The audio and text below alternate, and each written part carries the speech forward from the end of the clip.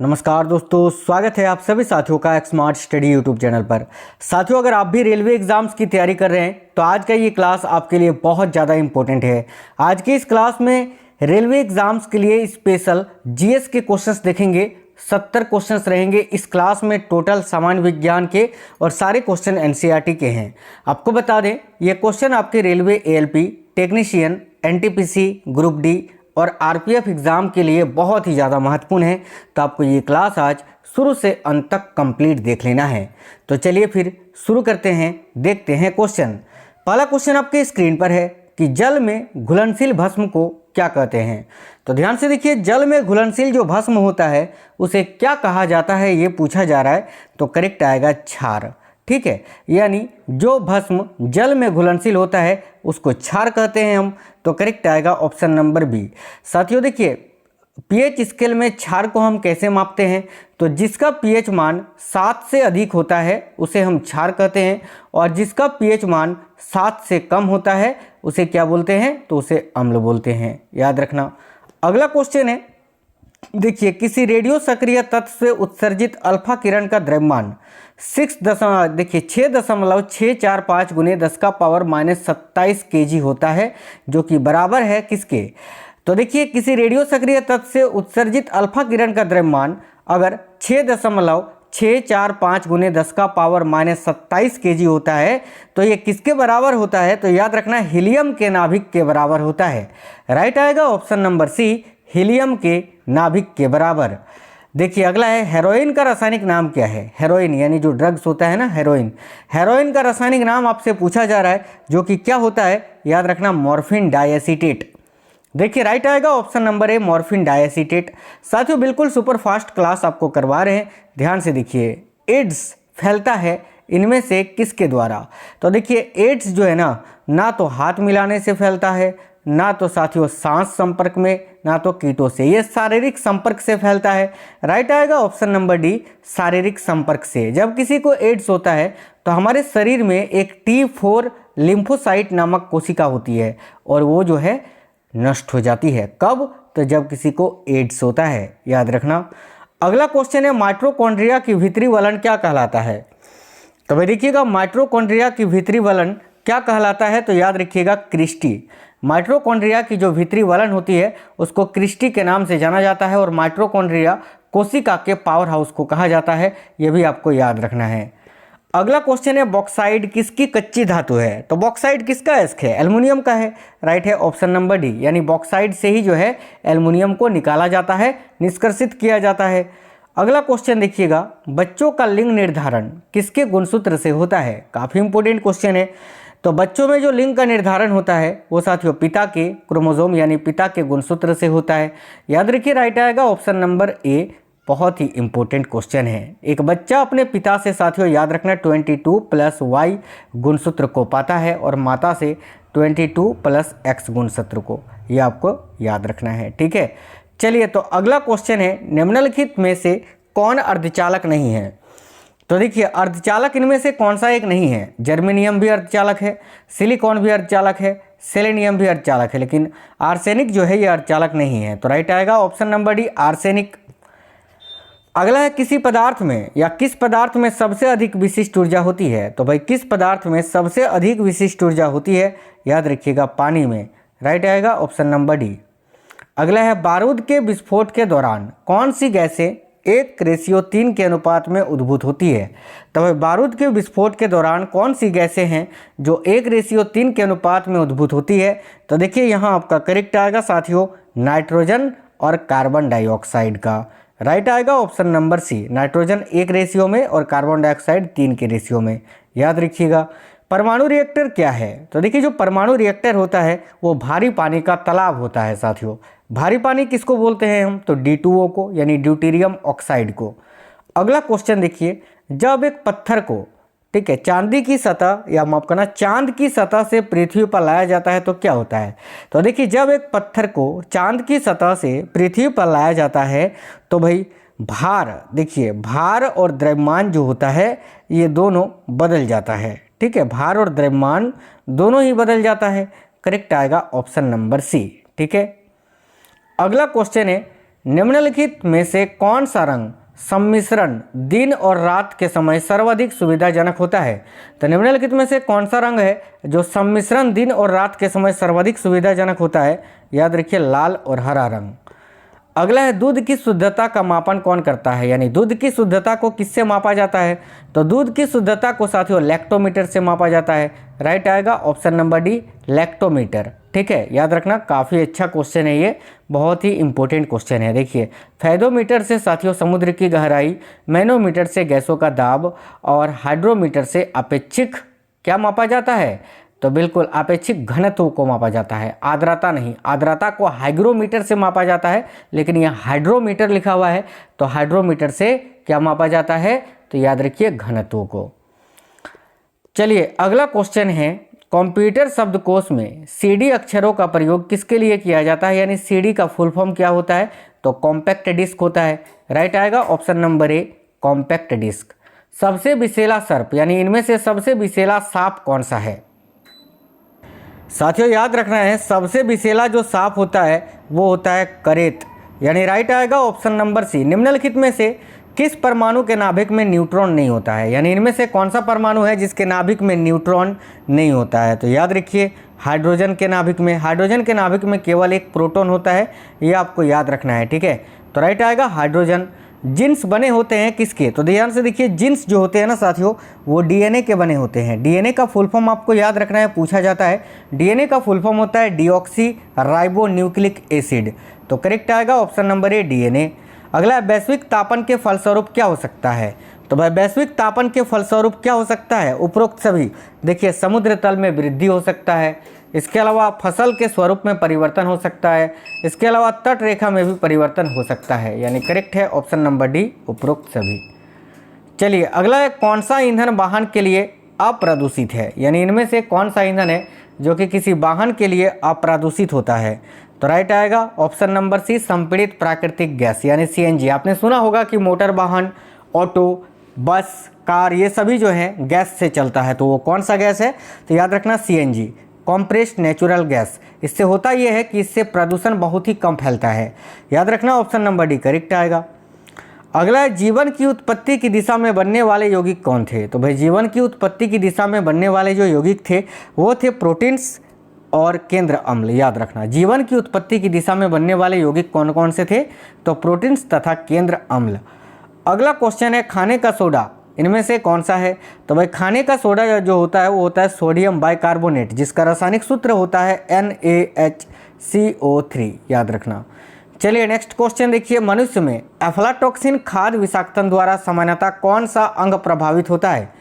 तो देखिए, मनुष्यों में एफ्लाटॉक्सिन खाद्य विषाक्तन के द्वारा सामान्यतः कौन सा अंग है जो कि प्रभावित होता है? याद रखिएगा यकृत, यानी लीवर। वर्गीकरण की आधारीय इकाई क्या है? तो देखिए, वर्गीकरण की आधारीय इकाई क्या होती है? तो याद रखिए स्पीसीज होता है। अगला है, केंचुए में कौन सा रक्त है? केंचुए में कौन सा रक्त वर्णक उपस्थित होता है? ध्यान से देखिए, केंचुए में कौन सा रक्त वर्णक है जो कि उपस्थित होता है?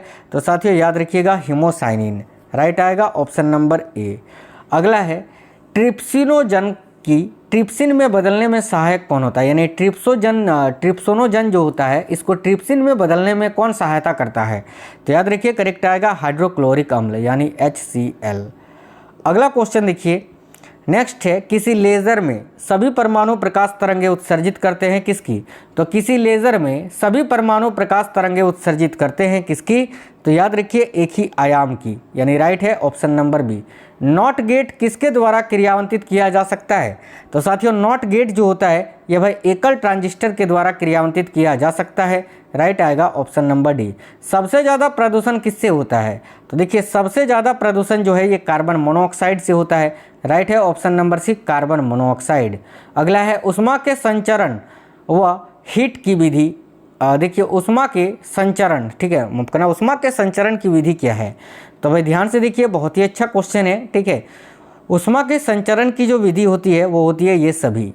एक होता है आपका चालन, संवहन और विकिरण, यानी कंडक्शन, रेडिएशन और कॉन्वेक्शन। ये सभी करेक्ट आंसर होगा ऑप्शन नंबर डी। अगला है, रक्तहीनता की कमी का कारण क्या है? यानी रक्तहीनता जो होता है वो किसकी कमी के कारण होता है? तो देखिए करेक्ट आंसर होगा आयरन की कमी के कारण। अगला क्वेश्चन है दांतों के डॉक्टर का दर्पण कौन सा है, यानी दांत के जो डॉक्टर हैं वो किस दर्पण का प्रयोग करते हैं, तो साथियों याद रखिए अवतल दर्पण का। अगला है कौन सी गैस अम्ल वर्षा यानी एसिड रेन का कारण बन सकती है, तो भाई इनमें से कौन सी गैस है जो अम्लीय वर्षा का कारण बन सकती है, तो साथियों याद रखना SO2, ऑप्शन नंबर सी। अगला है साइक्लोट्रॉन एक ऐसी युक्ति है जो क्या करती है, तो भाई देखिए साइक्लोट्रॉन एक ऐसी युक्ति है जो कि साथियों याद रखना आवेशित कणों को ऊर्जा प्रदान करती है, ऑप्शन नंबर ए। किसी परिपथ में एक बिंदु पर मिलाने वाली धाराओं का बीजीय योग क्या होता है, तो ध्यान से देखिए किसी परिपथ में एक बिंदु पर मिलाने वाली धाराओं का जो बीजीय योग है वो क्या होता है, तो बिल्कुल शून्य होता है, 0। नेक्स्ट है दांतों तथा हड्डियों में पाया जाने वाला तत्व कौन सा है, तो देखिएगा दांतों तथा हड्डियों में पाया जाने वाला जो तत्व है वह साथियों कैल्शियम और फास्फोरस, राइट आएगा ऑप्शन नंबर सी। अगला भारत में राष्ट्रीय विज्ञान दिवस कब मनाते हैं, तो भारत में राष्ट्रीय विज्ञान दिवस को 28 फरवरी को मनाया जाता है। अगला है आलू को सोलेनेसी कुल में रखा गया है क्यों, देखिए आलू जो होता है ये सोलेनेसी कुल का पौधा है, इसको सोलेनेसी कुल में क्यों रखा गया है, याद रखिए ऑप्शन नंबर डी, अंडाशय का थोड़ा आलू के अंडाशय का थोड़ा घूम जाना इस कारण, करेक्ट आएगा ऑप्शन नंबर डी, ठीक है। अगला है किस प्रकार के उत्तक शरीर की सुरक्षा कवच का कार्य करते हैं, ये क्वेश्चन बहुत ही इंपॉर्टेंट है, ध्यान से देखिएगा। तो किस प्रकार के उत्तक हैं जो शरीर की सुरक्षा कवच का कार्य करते हैं, याद रखिएगा एपिथेलियमी उत्तक। नेक्स्ट है जार्विक सेवन क्या है, तो भाई देखिए जार्विक सेवन जो है वो एक कृत्रिम हृदय है। नेक्स्ट है श्वसन की क्रिया संपन्न होती है किसमें, तो भाई श्वसन की जो क्रिया है वो किसमें संपन्न होती है, तो साथियों माइटोकॉन्ड्रिया में। अगला है RH फैक्टर का पता किसने लगाया, तो RH फैक्टर का पता साथियों लैंडस्टीनर तथा वियनर ने लगाया था, यानी करेक्ट आएगा ऑप्शन नंबर डी। अगला है जीन को व्यक्त किया जा सकता है किस इकाई में, तो देखिए जीन को किस प्रकार से व्यक्त किया जा सकता है, तो इन सभी तरह से। आनुवांशिकता का इकाई भी जीन होता है, DNA का एक भाग भी जीन है, और उत्परिवर्तन की इकाई भी जीन होता है, तो राइट है इन सभी तरह से। एक प्रकाश वर्ष में कितनी दूरी होती है, तो देखिए एक प्रकाश वर्ष बराबर होता है 9.46 गुने 10 का पावर 12 किलोमीटर, राइट आएगा ऑप्शन नंबर सी, ठीक है। प्रकाश वर्ष जो कि दूरी का मात्रक है, याद रखना। एक्स किरणें किसको पार नहीं कर सकती हैं, तो भाई याद रखना जो एक्स किरणें होती है ना ये साथियों हड्डी को पार नहीं कर सकती है, इसीलिए जब हड्डी वगैरह टूटता है तो एक्सरे कराया जाता है ताकि वो हड्डी को नहीं पार करे, मतलब देखिए मांस को पार कर जाता है और हड्डी जहाँ पर टूटी हुई होती है वो उसको जानकारी प्राप्त एक्सरे से प्राप्त हो जाता है, क्योंकि एक्स किरण जो है वो हड्डी को पार नहीं कर सकता है। चलिए अगला है ब्लीचिंग पाउडर का रासायनिक नाम क्या है, तो भाई ब्लीचिंग पाउडर का रासायनिक नाम क्या होता है, तो याद रखिए कैल्शियम ऑक्सीक्लोराइड, और इसका रासायनिक सूत्र होता है CaOCl2, याद रखिए। अगला है लाह उत्पन्न होती है किससे, तो ध्यान से देखिए जो लाह होती है ना वो कीटों के शरीर के स्राव से उत्पन्न होती है, यानी करेक्ट आएगा ऑप्शन नंबर सी। आलू में ब्लैक हार्ट का कारण कौन है, यानी आलू में जो रोग होता है ब्लैक हार्ट ये किसकी कमी के कारण होता है, तो याद रखिए ऑक्सीजन की कमी के कारण। अगला है कौन सी दवा पादप की छाल से प्राप्त की जाती है, तो भाई कौन सी दवा है जो कि पादप की छाल से प्राप्त की जाती है, याद रखना कुनेन, राइट है ऑप्शन नंबर डी। अगला है रॉकेट इनमें से किस सिद्धांत पर कार्य करता है, तो साथियों देखिए रॉकेट जो होता है वो भाई किस सिद्धांत पर कार्य करता है, तो साथियों ऑप्शन नंबर डी नॉन, यानी इनमें से कोई नहीं, क्योंकि रॉकेट जो है ये संवेग संरक्षण के सिद्धांत पर कार्य करता है, संवेग संरक्षण, याद रखना संवेग संरक्षण के सिद्धांत पर कार्य करता है रॉकेट, ना तो ऊर्जा संरक्षण, ना तो बर्नौली प्रमेय, ना तो एवोगाड्रो का नियम। इनमें से कोई नहीं करेक्ट आएगा ऑप्शन नंबर डी, क्योंकि रॉकेट संवेग संरक्षण के सिद्धांत पर कार्य करता है, याद रखना। भारतीय कवक विज्ञान के प्रवर्तक कौन है, तो भाई भारतीय कवक विज्ञान के प्रवर्तक थे E.J. बटलर, इनका नाम याद रखना, बहुत ज़्यादा ये क्वेश्चन पूछा जाता है। मिल्क ऑफ मैग्नीशिया होता है क्या, तो मिल्क ऑफ मैग्नीशिया किसे कहा जाता है, तो भाई मैग्नीशियम हाइड्रोक्साइड को, राइट है ऑप्शन नंबर डी।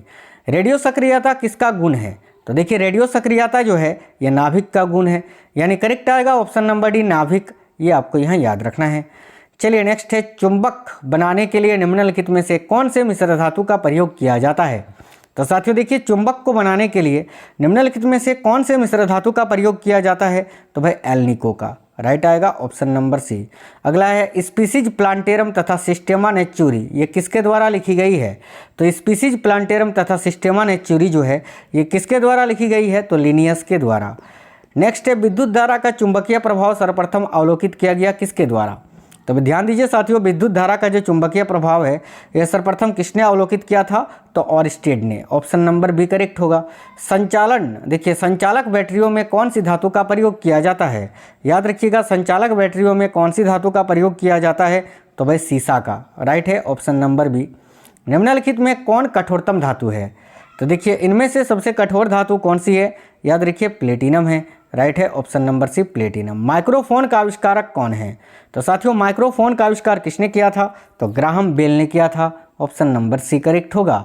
मैक अंकों का प्रयोग वेग के संबंध में किया जाता है किसके लिए, तो भाई मैक संख्या यानी मैक अंकों का प्रयोग जो है वेग के संबंध में किया जाता है कब, तो वायुयान, याद रखना वायुयान के संबंध में, करेक्ट आएगा ऑप्शन नंबर सी। रेगिस्तान में पैदा होने वाले पौधे क्या कहलाते हैं, तो देखिए जो पौधे रेगिस्तान में पैदा होते हैं उनको जीरोफाइट्स कहा जाता है। अगला क्वेश्चन है ताप का SI मात्रक क्या होता है, याद रखिए ताप का SI मात्रक है साथियों केल्विन। ऑप्शन नंबर ए यहाँ आपका करेक्ट आंसर हो जाएगा, ताप का SI मात्रक केल्विन होता है। अगला है प्रकाश का रंग निश्चित किया जाता है किसके द्वारा, तो करेक्ट आएगा तरंगधैर्य के द्वारा। नेक्स्ट है निंद्रा रोग पैदा कौन करता है, तो इनमें से कौन निंद्रा रोग पैदा करता है, राइट है ट्रिपोनोसोमा, ऑप्शन नंबर बी। आयोडीकृत लवण में क्या रहता है, तो देखिए आयोडीकृत लवण में जो है ना पोटेशियम आयोडाइड रहता है, याद रखिए। विकास की प्रक्रिया में मनुष्य का निकटतम प्राणी कौन है, तो याद रखिए विकास की प्रक्रिया में मनुष्य का जो निकटतम प्राणी है वो है बंदर, करेक्ट आएगा ऑप्शन नंबर बी मंकी। अस्थियों का अध्ययन विज्ञान की किस शाखा के अंतर्गत किया जाता है, तो भाई अस्थियों का अध्ययन विज्ञान की किस शाखा के अंतर्गत किया जाता है, तो ऑस्टियोलॉजी के अंतर्गत। नागफनी में प्रकाश संश्लेषी कार्य होता है किसके द्वारा, तो देखिए नागफनी में प्रकाश संश्लेषी जो कार्य होता है वो पर्णकाय स्तंभ के द्वारा होता है। अगला है पुराने तेल चित्रों के रंगों को फिर से उभारने के काम कौन आता है, तो पुराने तेल चित्रों को, ठीक है, या पुराने चलचित्रों को, ठीक है, चलचित्रों के रंगों को फिर से उभारने के काम कौन आता है, याद रखना hydrogen peroxide, option number C correct होगा। अंतिम क्वेश्चन है गुणसूत्र शब्द का प्रयोग या गुणसूत्र शब्द को किसने दिया है, तो देखिए गुणसूत्र शब्द को किसने प्रदान किया है, तो WT वाल्तेयर ने, करेक्ट आएगा ऑप्शन नंबर बी वाल्तेयर।